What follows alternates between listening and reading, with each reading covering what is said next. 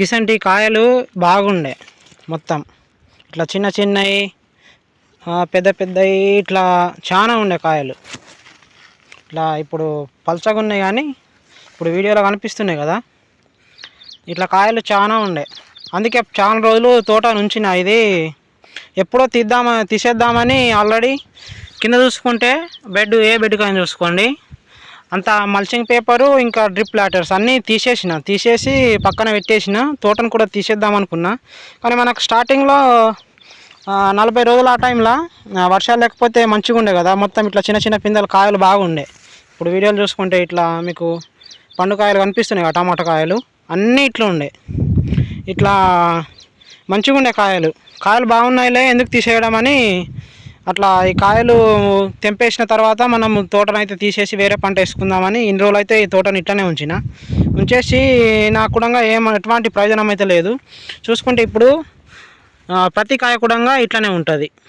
ఇప్పుడు చూస్తున్న ఈ ప్రతి కాయను కూడా మనం తెంపలేము, ఆ మాదిరి ఉన్నాయి. ఈ పెద్ద కాయ సైజు కాయలు కూడా ఇటువైపు చూస్తే ఒక కలరు, ఇటువైపు చూస్తే ఒక కలరు మచ్చ ఇట్లా ఉన్నది. అయితే ఇప్పుడైతే తీసేస్తున్నాం మొత్తము. ఈ స్టేకింగ్ దారం తీసేసి ఈ స్టేకింగ్ వైర్ తీసేసి మొత్తము ఈ వైర్ తీసేసి కర్రలు కూడా తీసేసి రోటోవేటర్ అయితే వేపిస్తా. ఒక 2-3 రోజులు అయితే వేపిస్తా. ఈ తోటలో నేనైతే ఏం సొమ్ము అయితే చేసుకోలేదు. 70,000 పెట్టుబడి పెడితే నాకు కనీసము 10,000 కూడా రాలేవు. 10,000 అంటే ఏదో లాభం కాదు, 10,000 సొమ్ము కూడా నేను చేయలే. అంటే నాకు మొత్తము ఈ తోట అంతా ఎకరం సాగు తోటలో చూసుకుంటే నాకు అంతా ఒక 4 సార్లు కటింగ్ చేసిన. అది కూడా మంచి మంచి కాయలు చూసి తెంపినలే. అంటే మనకు మచ్చలేని కాయలన్నీ చూసి తెంపేసరికి అంతా కొడితే 25 బాక్సుల వరకు వెళ్ళినాయి. ఒక్కో బాక్సు అందులో కూడా చాలా మట్టుకు మచ్చ ఉండింది, విపరీతంగా మచ్చ ఉండింది. ఇట్లా కుళ్ళిపోయి ఇట్లా ఈ మాదిరి మచ్చనే ఎక్కువ ఉండే. కుళ్ళిపోవడం అంటే ఇప్పుడు ఒక 4 రోజుల నుంచి బాగా గట్టి పెద్ద పెద్ద వానలు కొట్టినాయి, అందుకోసమని ఇట్లా కాయ కుళ్ళిపోతుంది. కానీ అంతకంటే ముందు మచ్చ బాగుండి మనకు కాయ అనేది అమ్ముడు పోలే. మార్కెట్లో 500 బాక్స్ పోతే నాకు 250-300 కంటే ఎక్కువైతే ఎవరు పెట్టలే. అంతా ఒక 25 బాక్సుల వరకు వెళ్ళినాయి. వాటికి 3x25 వేసుకోండి, అంతా కొడితే ఒక 6-7 వేలు. మళ్ళీ అందులో నుంచి ఆటో ఛార్జీలు అవి అంతా తీసేస్తే ఏం సొమ్ము అయితే చేసుకోలేదు. నాకు మొత్తానికి 70,000 లాసే. ఇంకా నా కష్టము ఇందులో లెక్కనే లేదు. చాలా కష్టం చేసిన ఈ సంవత్సరం ఇందులో. టమాటాలు అయితే బాగా లాస్ అయిపోయినా. ఇదంతాను తీసేసి రోటోవేటర్ వేయించి వేరే పంట అయితే వేసుకుంటా. చూసుకుంటే ఇప్పటికి కూడా చెట్ల కాయలు ఉన్నాయి, కానీ ఈ కాయలు మాత్రం మనము అన్నీ చెడిపోయినాయి, కాయలన్నీ కుళ్ళిపోయినాయి. కింద చూసుకుంటే కూడా మొత్తం టమాటా కాయలు విపరీతంగా ఇట్లున్నాయి. ఇవన్నీ ఖరాబ్ అయినాయి, అంత బూజు కుళ్ళిపోయి మచ్చ.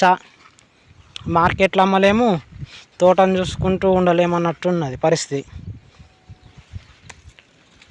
మొత్తం ఘోరంగా కాయలు అనేటివి ఖరాబ్ అయినాయి.